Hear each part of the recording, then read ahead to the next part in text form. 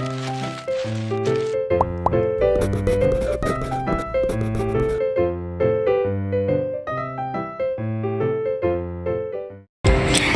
semuanya, Assalamualaikum warahmatullahi wabarakatuh. Perkenalkan, nama saya Zara Tululia.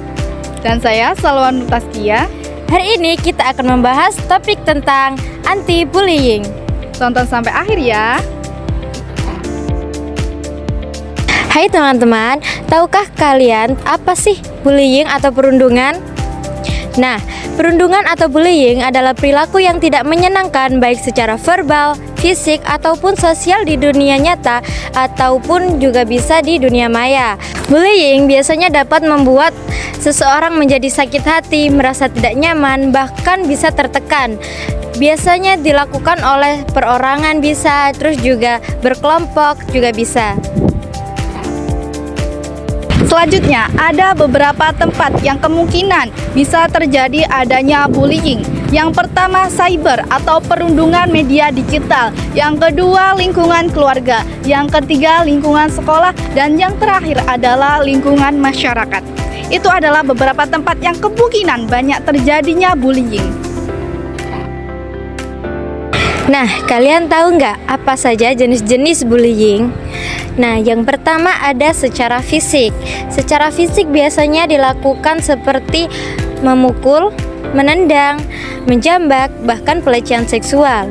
Yang kedua ada non-fisik, seperti meremehkan atau merendahkan orang lain, memanggil dengan panggilan yang tidak menyenangkan.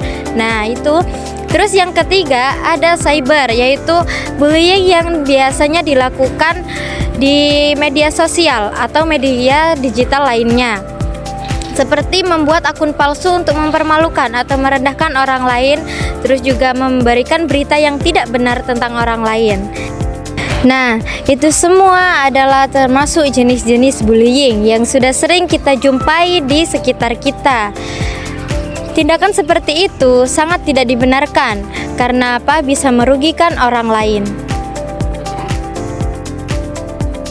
Pihak-pihak yang terlibat dalam aksi bullying atau perundungan.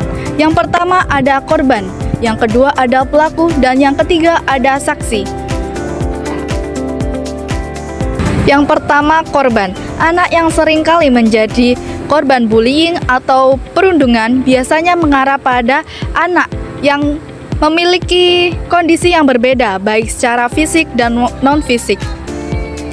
Ciri yang pertama, anak yang cenderung sulit bersosialisasi yang biasanya disebut culun atau introvert.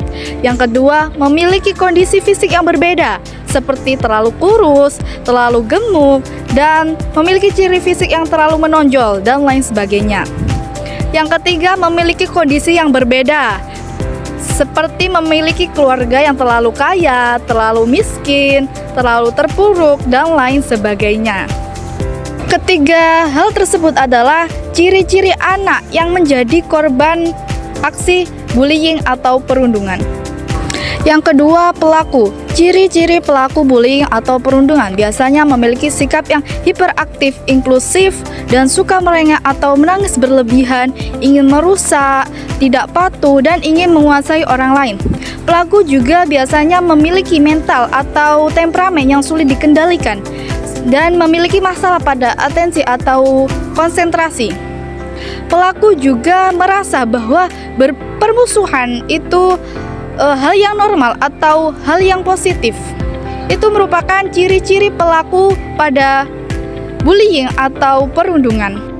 Yang ketiga, saksi. Saksi adalah seseorang atau kelompok yang menyaksikan atau melihat hal terjadinya aksi bullying atau perundungan. Jadi, saksi ini melihat secara langsung terjadinya perundungan atau bullying pada saat itu.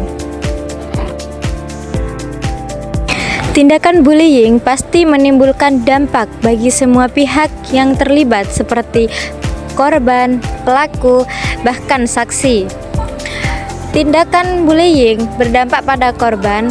Yang pertama, kesakitan fisik bahkan psikologis, rasa malu, terus juga ketakutan, rasa tidak percaya diri yang muncul, terus bisa saja menimbulkan tindakan yang menumbuhkan rasa ingin bunuh diri. Selanjutnya, ada dampak yang akan dialami oleh pelaku. Pelaku bullying atau perundungan pasti akan merasa bahwa tidak ada resiko bagi mereka bila melakukan tindakan kekerasan, agresi, maupun tindakan mengancam orang lain, karena mereka merasa bahwa mereka memiliki kekuasaan yang lebih dari korban. Ketika dewasa, pelaku bullying memiliki potensi yang lebih besar untuk menjadi pelaku kriminal, dan hal itu pasti akan bermasalah pada fungsi sosialnya. Dan yang terakhir yaitu dampak yang dialami oleh saksi bullying. Saksi bullying pasti akan merasa dirinya terancam dan ketakutan akan menjadi korban selanjutnya. Dalam hal ini, penurunan pada prestasi mereka pasti akan terjadi karena fokus mereka masih pada bagaimana cara mereka menghindari untuk menjadi target bullying selanjutnya daripada fokus pada pelajaran akademiknya. Upaya pencegahan perundungan dan bullying. Jadi, bullying ini bisa dicegah juga melalui beberapa hal.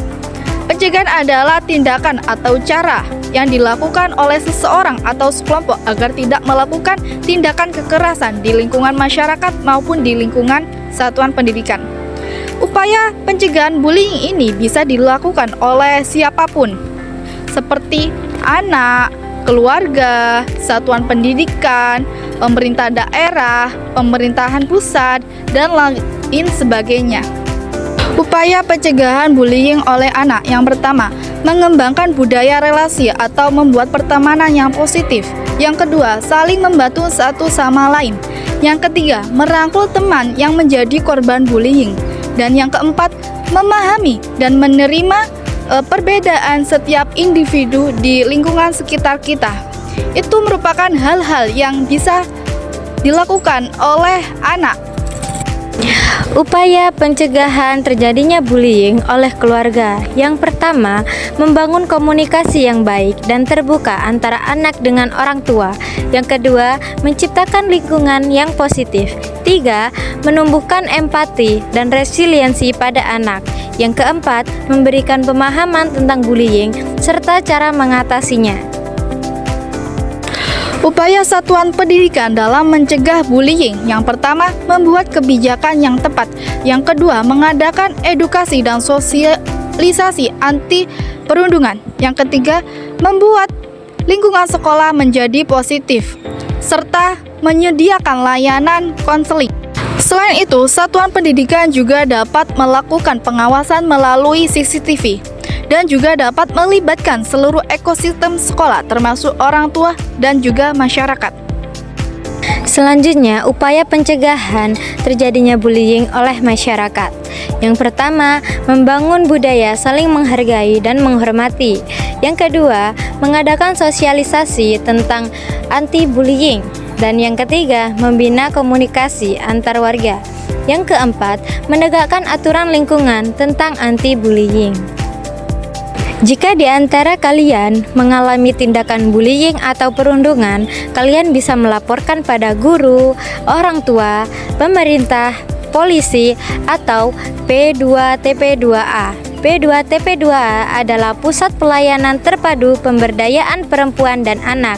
Dari situ kita bisa melaporkan tindakan bullying yang terjadi dan akan segera ditindaklanjuti. Itulah sekilas pembahasan kita hari ini tentang anti-bullying. Semoga apa yang kita bahas hari ini bisa bermanfaat dan membuka wawasan baru untuk kita semua. Cukup sekian dan terima kasih. Wassalamualaikum warahmatullahi wabarakatuh.